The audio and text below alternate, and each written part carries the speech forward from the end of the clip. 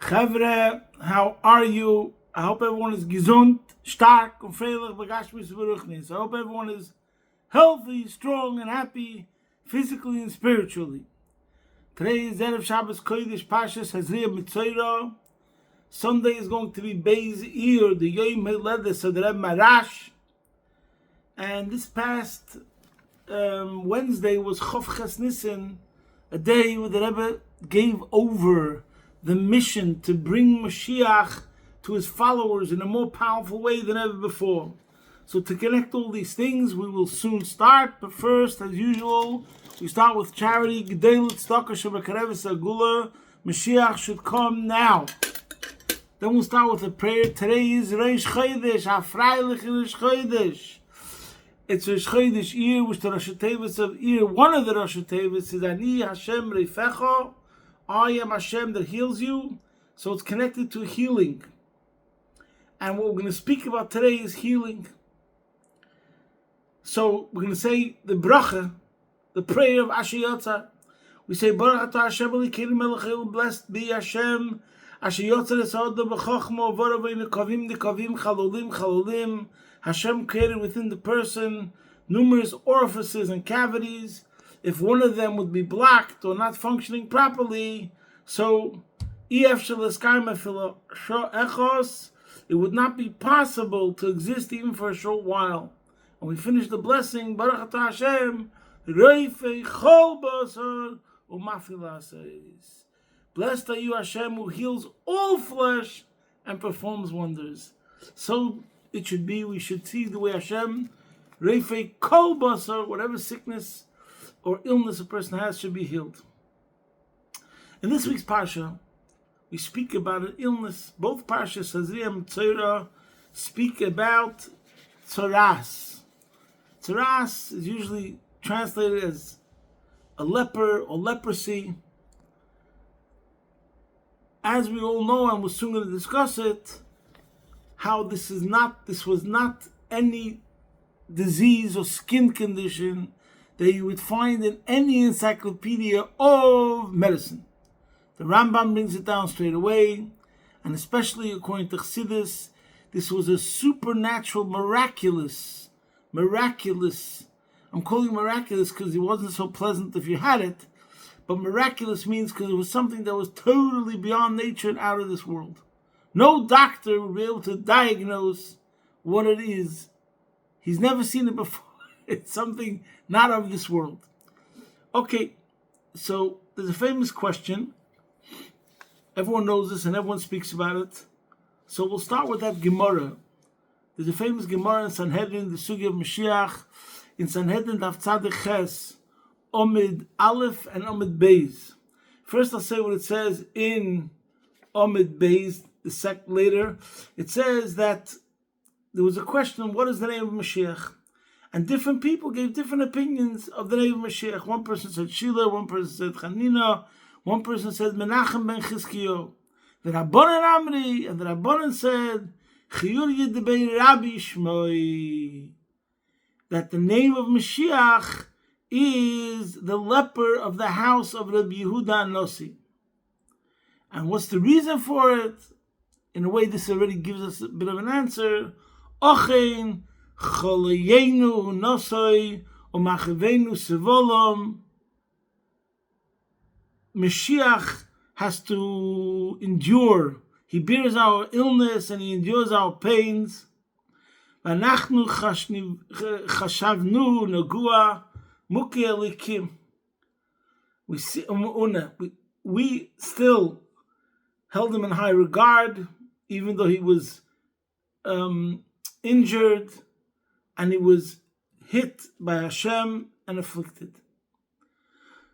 So over here, not only do we say that Mashiach, which you think is the highest level, is the highest level in a way, except for Moshe Rabbeinu, who might have some quality, I'm not going to get into that now, over Mashiach. But in general, Mashiach is the top level of spirituality and holiness and purity. And we're saying this is his name. The name of Mashiach is the leper of Metzora. And a name represents the essence of something, as it's explained all over. And previously, Rabbi Yeshua ben Levi was looking for, he found Eliyahu, and he asked Eliyahu, when is Mashiach coming? And Eliyahu said, ask him. And he said, where is he? And Eliyahu says he's sitting in the entrance of Rome. And Rabbi Yeshua ben Levi asks him, how will I be able to identify him? And Eliyahu says, Yosef beinei anye soivle chaloyim. He's sitting amongst the people that are like poor and suffering from sicknesses and disease. And v'kulan yoshu v'asidu b'chazimna. They all take off their bandages and they put on a bandage. So they take off an old one and they put on the new one in the same spot, let's say. But the other ones all take off the bandages at one time and then put on new ones. So first they take off all of them. But Mashiach takes off one bandage, puts on another bandage, then takes off another one. So he takes off the old one by one and immediately puts a new one. But the others, they first take off all of them and then they put on the new ones. Okay, but what do we see from this Gemara? That he has illnesses, he's amongst the poor and the downtrodden and the ones who are afflicted, and he's called a Metzora. And the famous question is, how can we call Mashiach a Metzora? Metzora, if you're learning the simple meaning of the psukim, is definitely a negative state. And it's an illness. And in general, illness is not a good sign. Health represents something positive. And illness represents something negative. So why would you call Mashiach, who's the ultimate specimen of Am Yisrael, the ultimate level of tzidkis and holiness, why would you call him Metzora? So to understand it, I want to bring out a couple of points from what we're going to speak about today. We'll actually be able to learn many, many things. Number one, how to overcome all challenges in life, whatever it is. And also about preparing for Mashiach. As the Rebbe said, we have to think about it, be obsessed about it. And the more we think about what the idea of Mashiach is, what's the concept of Mashiach, that's how we prepare ourselves more properly for Mashiach. And finally, on a level, we should discuss what it means on a practical level to go in Mashiach's ways. The best way to prepare for Mashiach is to act Mashiach-dik, to act Geula-dik. What brings about Mashiach? Okay, so first let's start on one level. How can we call Mashiach a Metzora? So, by the way, what I'm going to speak now comes from Likutei Sichos Chelik Lamed Zayin.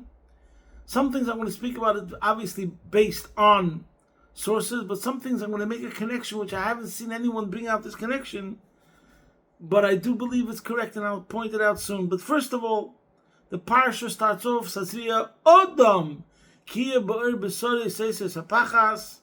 If a man will have in his skin a white spot. So, in connection to what we just said, that it was a miraculous thing, all the commentators, I'm saying, according to Chassidus, bring out the reason why the pasuk over here calls the Metzora Odom. Odom is a very dignified term.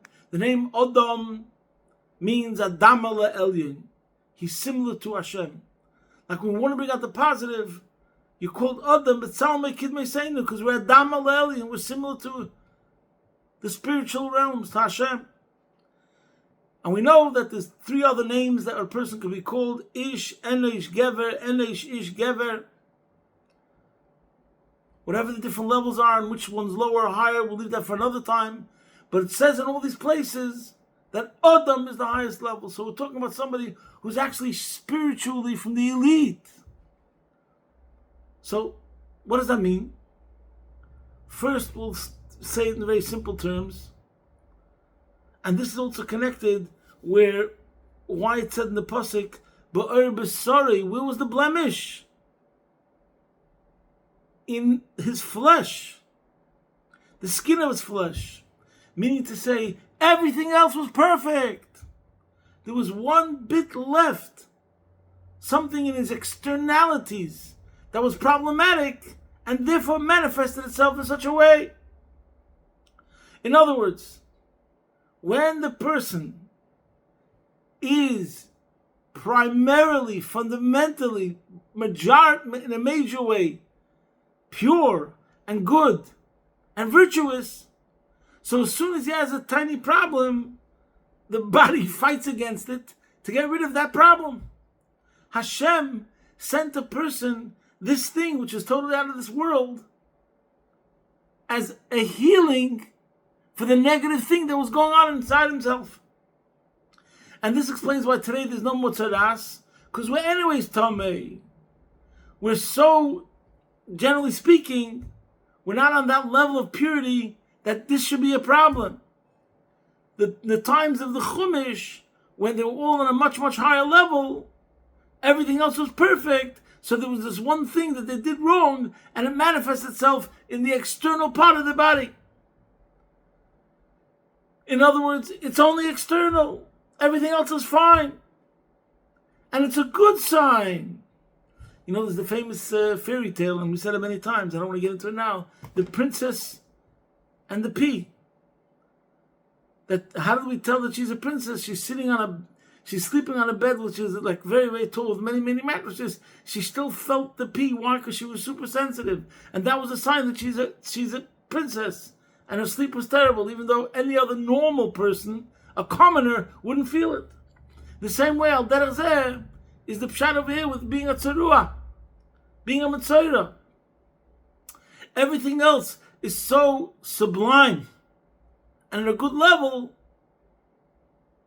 that therefore Hashem sent only this thing that was out of this world. It was like a sign, a test to show you where the problem is and how you have to get rid of it in order to be remaining on the very high level. Just like the same thing is when it comes to if you have a garment and a very super expensive garment, the tiniest stain or the tiniest problem is a big problem. But something which is a much cheaper garment, the problems become a lesser problem.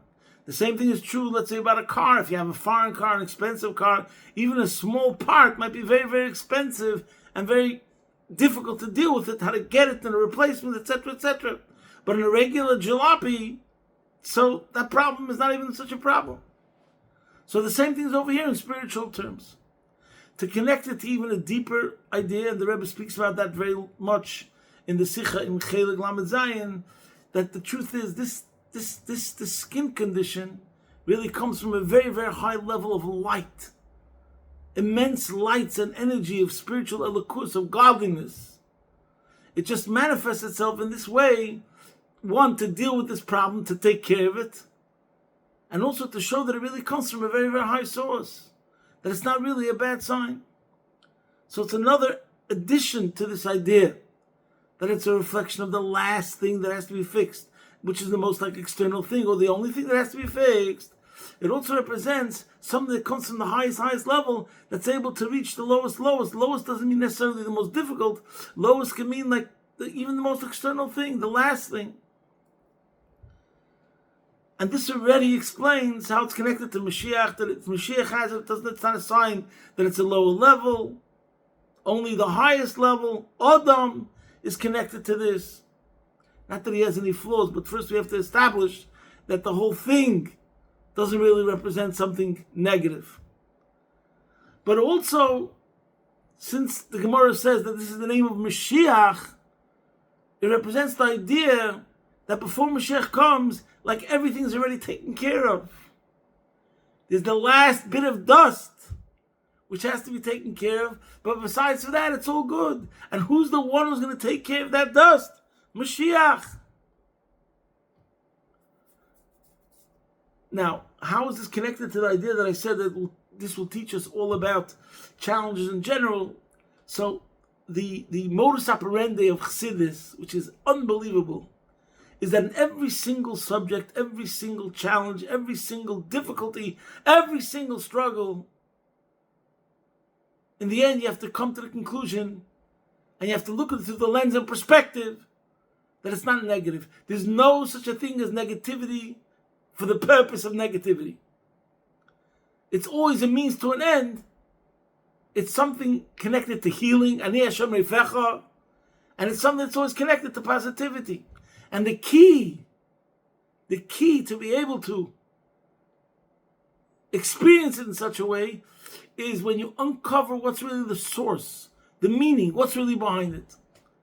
We mentioned this Hayemim, there's Hayemim somewhere he says, Oir, the word Oir means light, and Roz means secret. If you discover the secret of every single thing, the secret is its true definition, the real source, what's really going on over here, what's the category, what is it, then you're able to bring light to any situation. Very powerful word. So the same thing's over here concerning Tzaras, Metzora. And actually it brings down Mamish Moiridik, that the word nega, which means when a person has this condition, and the word oinig is the highest level in, say, the shtalshus, in the godly realms of kedusha, the attributes of Hashem. There's keser, then chokhmah, and in keser there's two levels. There's rotzen and tainug, and the same thing is in avodah. So by the Eibishter it's the highest level, and by man also it's the highest level of the service of Hashem. So oinig means pleasure, delight, enjoyment. Nega, and this is the expression, ein lamayla me oinig ve'ein lamata mi nega. There's nothing as low as this condition, because externally speaking, it was not pleasant, and you have to be separated from everybody else, etc., etc. But at the same time, we say, what is it really? Where is it really coming from? From Oinig, from the highest of the high. The highest of the high, and only the highest of the high, could reach the lowest of the low and take care of that problem. But also the lowest of the low is really, really ultimately when we will reveal and heal the lowest of the low, we'll see how ultimately it's connected to the highest of the high.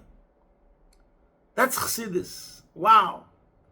And just to bring another example, which just goes about life in general, I don't want to get into it, but look it up. In Parshas Chukas, where it speaks about the Yidden that did something wrong, they got bitten by snakes, and it was poison, and it caused the plague, people were dying. And then, what was the answer? The answer was that they made a copper snake, and this copper snake was on a pole, and the Bnei Yisrael were meant to look up at the pole and look at this copper snake. And then they got healed. So Rashi brings down, obviously it's not the copper snake, Chas v'Sholem, that brings the healing. It represents that we look up to Hashem. If you connect to Hashem and you look up to Hashem, then you become healed. But what was the point? Why was there such a thing called a copper snake? Like, why did it have to be a snake? And the answer was, like they say, the antidote is from the poison itself. But in spiritual terms, it's because nothing really starts from bad. There's no such a thing as really bad. If you look up, look deeper.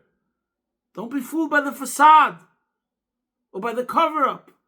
If you understand and you appreciate that it's all from Hashem, ein ra yered no ma'ila, nothing bad comes from Hashem, then you become healed. Same word, roz oir.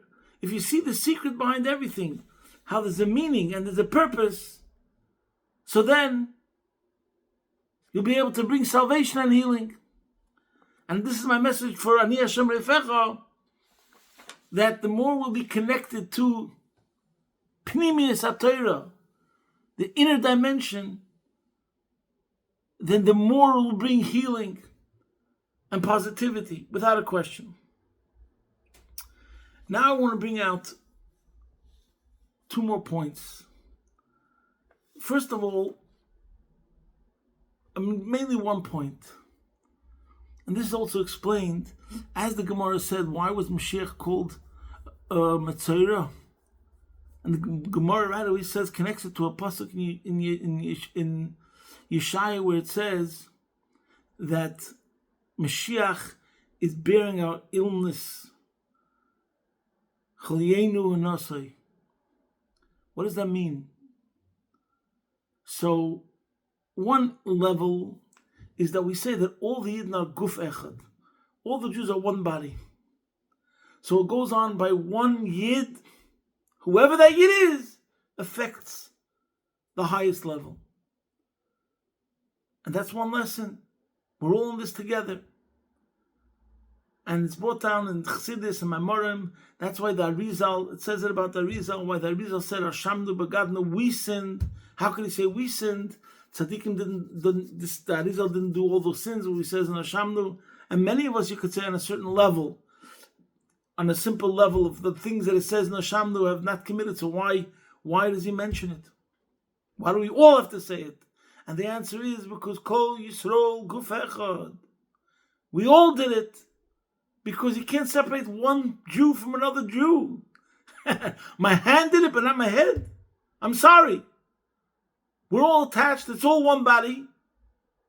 And therefore, everything, what's going on by any Jew in any part of the world affects every other Yid. Including Mashiach. He's in us, with us. That's number one. We can elaborate about that. But obviously I have to say that the fact that he feels it also helps us. Because every Jew, Ima Yanechi Metzora, as it says in many places, when one Jew does a good deed, when one Jew does tshuva, when one Jew says Hashamnu, it brings healing and salvation and benefit and blessings for all the Jews because we're one body. So at the same token, that we all have to feel the descent because of what one person did, the benefit that we brings benefit to everyone together. But it's also a general message. We never disassociate ourselves from the downtrodden, the dispossessed, the lower elements, the ostracized. And now I want to connect this story of Mashiach being called the Metzora with another story, which I don't know why I looked into it in the commentaries on this week's Parsha. No one brings down the story of Rabbi Yeshua ben Levi from the Gemara in Ksubis. A wild story, which I don't hear so many people talk about the story in general. And what I'm going to say now is also brought down in Likutei Sichos, Chelik Dalet Perik Vav. And the Gemara talks about Rabbi Yeshua ben Levi. Now, just to tell you about the climax straight away, Rabbi Yeshua ben Levi is from the only people that went into Gan Eden alive. Like Eliyahu Hanavi. He went up while he was still alive. A similar story happened to Yeshua ben Levi. What does the Gemara say? The Gemara says in Ksubis, Daf Ayin Zayin Amud Beis, that there were people at that time, they were called Balei Rosin. They had a skin disease. Now that skin disease is not miraculous. It's not a Metzora. It was a physical thing in the physical world. And it was very contagious. And you'll see what the Gemara says. It reminds you of a person of COVID. And therefore I want to make it clear. What the Gemara is talking about over here in Ksubis is a physical thing. And Metzora is a different thing that manifests itself in a physical way. But nevertheless, this is what over there the Gemara talks about Yeshua ben Levi. Over here the Gemara talks about Yeshua ben Levi. And both is talking about skin conditions. So the Gemara says there were people that had Balei Rosan. That means they had a very severe skin disease. And the Gemara describes, I don't want to get graphic, different sort of surgeries that had to be done to try to deal with this. And flies would get attached to the skin of a person who was afflicted. And the Gemara speaks about different tzaddikim, Amoraim, Reb Zera. If there was a place where the wind came from where there were people that had this, he wouldn't go there. And a Belazar wouldn't go into a tent that one of these people was in. And the Gemara mentions other things, that people were so careful how they distanced themselves completely from those sort of people. And then the Gemara says, Yeshua ben Levi michar bohu, v'asik b'teira. He attached himself to those people and he learned with them Torah. He spread Torah to those people. The ones who were in absolute isolation. And people looked at him and said, what do you mean? But it's dangerous. And he said, Ayelas ahavim v'yalas chen. The pasuk says that the ram, through Torah, a person becomes like a beloved lamb and a graceful animal. Im Chain, Malalim der, Aguni Lemagna. He says if the Torah says that it brings grace to the person who learns Torah, then the Torah definitely shields a person. That's what Rabbi Shua ben Levi. So what made him outstanding was he was the only one that didn't consider the dangers. I'm not getting into the details now what we should do in a case where it's a sakonas nefashos, but I want to talk about the concept here. Mingling with the lowest of the low in spiritual terms and physical terms. The most seemingly bad situations. And then the Gemara says right after that when Rabbi Shua ben Levi was bedridden, it was close to the end of his life, the Malach HaMavis, the angel of death, was sent to take care of him. And then he would go to Gan Eden. But anyways, the Malach HaMavis came to him, and since Rabbi Shua ben Levi was a tzaddik, and so he told the Malach HaMavis, and he was given the honor, he said, show me my place in the world to come.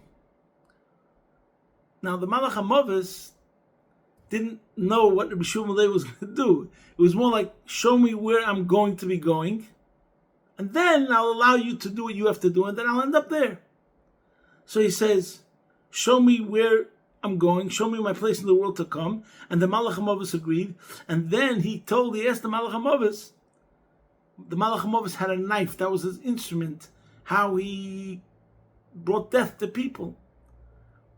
I must confess, obviously I cannot say we understand these stories 1,000,000% the literal sense, because we're talking about people flying from physical realms to spiritual realms.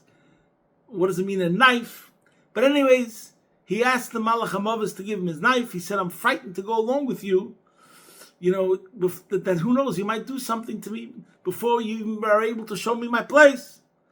Anyways, the Malach HaMavis gave him his knife. And the Malach HaMavis like lifted him up to show him his place in heaven. Rabbi Shua ben Levi jumped. That's what the Gemara says. He jumped into that side straight away, straight into Gan Eden, straight into heaven, straight into paradise. Anyways, the Malach HaMavis grabbed him by the cloak. He said he wanted to get him out first to be able to first do to him what is done to most mortals. And Rabbi Shua ben Levi made a promise. See the Gemara there. In any case, Rabbi Shua ben Levi still had the knife and he wanted to hold on to it, but it was told that he has to give it back to the Malach HaMavis. And then the Gemara says something unbelievable. Eliyahu Hanavi was there, and Eliyahu Hanavi announced, Penu Mokim Lebar Levoy. Make room, make way for the son of Levi. And then the Gemara talks about how he went into the chamber of Reb Shimon Bar Yochai, which is the highest level. There's no tzaddikim that are higher than Reb Shimon Bar Yochai, Bnei Aliyah. So the Rebbe in the Sicha in Chelik Daled says, why was Rabbi Shua ben Levi on such a high level? And he brings from the Gemara over there that Reb Chanina bar Papa also wanted the same thing to happen to him. He wanted to go alive into Gan Eden. And the Gemara says that he didn't merit that. And why? And the Gemara says, did you occupy yourself with these people that were afflicted? These sick people? The ones that were unwell, the worst type of contagious disease? He didn't do that. He did everything else, but he didn't do that. So here you see that the Gemara says clearly what made Rabbi Shua ben Levi outstanding. The fact that he dealt with the afflicted, even though there was a danger. But he was completely selfless. And this is what the Rebbe speaks about. And he says that this is the lesson that we have to take from this, from Rabbi Shimon Bar Yochai. And he speaks about the concept what the Rebbe says in many places, Asik. Asik HaTorah means that it's like a business to you. You sell it. You spread it. You don't keep it for yourself. See there. So now I want to bring out another point. The lesson that it takes from this on many levels. Mashiach is the one, he has to feel the pain.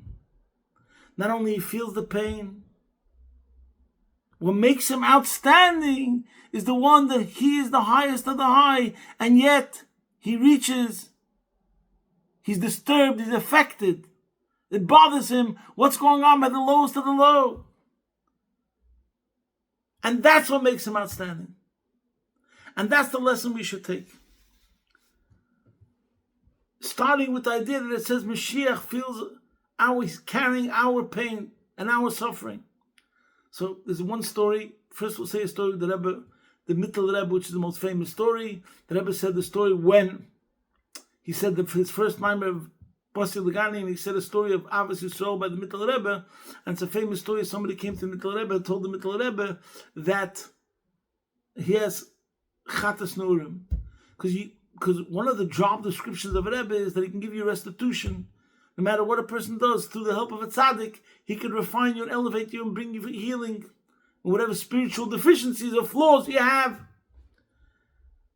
And this chassid came to the Rebbe and told him about his flaws in a certain area. I hope you understand. Chatas Nurim, sins of the youth. So the Mittel Rebbe rolled up his sleeve and showed him his skin. And his skin was like it looked emaciated. And in a terrible, terrible condition. It didn't look vibrant, it didn't look healthy. And the Mittel Rebbe told this chassid, Odosa von dein Chatas Nurim, this is from your Chatas Nurim. Now why did he say it? And the Rebbe brings out that this was Avos Yisrael. Not that he was giving him a rebuke, or he wanted to make the chassid feel bad, chas v'sholem. He wanted to show that we're in this together. He wanted to show, I feel your pain, I feel your struggle. And they're not connected. No matter how low you can go, I am there with you. And we will get out of this together. It's because the Rebbe, his skin condition is in such a way, because Mashiach is carrying the burden of our suffering and pain, therefore he's able to get us out of there. So the fact that the Rebbe brings down this story and he's bringing it out as a reflection of the Mittel Rebbe's Avos Yisrael, it's a whole new meaning of the story. Instead of you thinking about it like the Rebbe's telling him, look, I suffer because of your problem, it's your fault. It's the opposite. It's the Avos Yisrael of the Mittel Rebbe's connection to that person, that we're in this together and we'll get out together with the help of the tzaddik. There's more stories, but the time is late and it's short Friday over here. So I'll say one more story connected to the Rebbe Marash. Amazing story. Brings out the same point. The Rebbe Marash used to, of all the Rabbeim, his lifestyle externally seemed to be the most royal. There's a lot of different Rebelech, the royal courts, they have gold in their homes. This is not a problem. They're elevating it, and they're taka the king, so to speak, of the whole congregation, of all the followers. From all the Chabad leaders, only the Rebbe Marash conducted himself in such a manner. And he had a goyish wagon driver. And one time the Chassidim got him a bit drunk to he should disclose some of the secrets of the conduct of the Rebbe Marash. Anyways, they gave him to drink. And he told them, I think in his mind he was trying to say, you know what? He's just never happy. The Rebbe Marash is never happy. Look, he's the leader. He has a lavish lifestyle, so to speak. And he looks like everything is grand and glorious and royal. But you know what? I can tell you, sometimes he asked me to go far out to the woods, deep, deep. And we stop at a certain place. He gets out of the wagon. He sits down next to a tree or a tree stump or on the ground. And he lets murashkis, If I remember correctly, that's what it says. Ants. He allows ants to crawl over his entire body. He's completely covered with these ants, and he's sobbing away and he's crying. The wagon driver was a guy who doesn't understand anything, so I can't understand him. He's still not happy. He has so much things that are so well in his life, and he's still not happy. Because he's a guy, and he was a simpleton, a regular Russian peasant. He had no understanding of what it means to feel the pain of Kal Yisrael. What does it mean, Tikkun Chatzos? What does it mean, Shchinta Begalusa? So the Reb Marash, who externally seemed to have royal furnishings and everything else, he's going to the forest willingly and deliberately to allow ants to crawl over his entire body and to be covered with them and to be sobbing and crying, to feel on a physical level, even though we have no real understanding of these sort of things, but this is a story black and white printed. But it's obviously connected to this idea that Mashiach is called the Metzora, and the pasuk says Mashiach bears our pain. The story with the Mittel Rebbe is crying that his skin is emaciated, and this is the same similar story. The Rebbe Marash has to cry to feel the pain and the suffering of Kal Yisrael.